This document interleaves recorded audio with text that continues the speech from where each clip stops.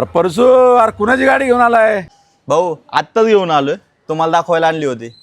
अरे वा, चांगली आहे गाडी परसू. कितीला घेतली रे? 12,000ला बसली. 12ला? हा. चांगली आहे, मस्त आहे. अरे भाऊ, ही काय गाडी आहे का? भंगारात आणलेली गाडी आहे ही.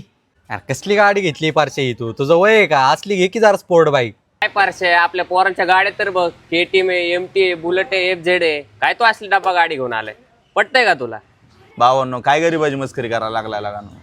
अरे काय परसू मस्करी काय? हे बघ पूर्ण गंजलेली गाडी. काय म्हणतो तू? बघ हे सगळं हलतंय. भावांनो, माझ्या ऐपतीत ना हीच गाडी बसत होती. मला कामाला यायला जायला गाडी नव्हती म्हणून गाडी घेतली. आता माझी काय मस्करी करत बसू नका, चला जातो मी. अरे परसू, कुठं चालला? थांब. ए यार, बंद करा तुमचा मोठेपणा. अरे दादा, तू तुझ्या जीवावर गाडी घेतली. तुमच्यातल्या एकाने तरी तुमच्या जीवावर गाडी घेतली का सांगा बरं. तुला KTM तुझ्या मदरने घेऊन दिली ना. तुझी MT कुणी घेऊन दिली? फादरने घेऊन दिली ना तुला. कुठे गेला बुलेट? काय रे, भरतोय ना फादर तुझे हप्ते? आणि तुझी FZ फादरने घेऊन दिली ना तुला. अरे त्यांनी ते स्वतःची मेहनत वर्षभर पैसे साठून त्यांनी त्याच्या जीवावर गाडी घेतली. काय ना बाळा, तुझी गाडी लय भारी, नको यांचा लोड घेऊ. सॉरी बरं भाऊ, चुकला आमचा. असं नव्हतं बोलायला पाहिजे. सॉरी हा परशा. पोरांनो, आई बापाच्या जीवावर जगणं आहे ना लय सोपं आहे, लक्षात ठेवा.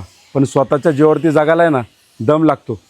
आणि अजून तुमच्या अंगावर जबाबदारी नाही आहे, त्यामुळे तुम्हाला असं वाटतंय. ज्या दिवशी तुमच्या अंगावर जबाबदारी पडेल ना, तेव्हा तुम्हाला कळेल. परश्या, ते सगळं जाऊ दे. गाडीची पूजा केली का नाही? नको भाऊ, कशाला, जुनी गाडी आहे, पूजा बिजा कशाला करायची. हे किरण, एक काम कर, जा आणि तिथून आहे ना नारळ, हार आणि पेढे घेऊन ये. जा, गाडीची पूजा करू आपण भाऊच्या. लवकर ये, जा. हे परसू इकडे चल. हे आणलं कारवाळा. हे धरा पोरांनो, चला भाऊच्या गाडीची पूजा करा.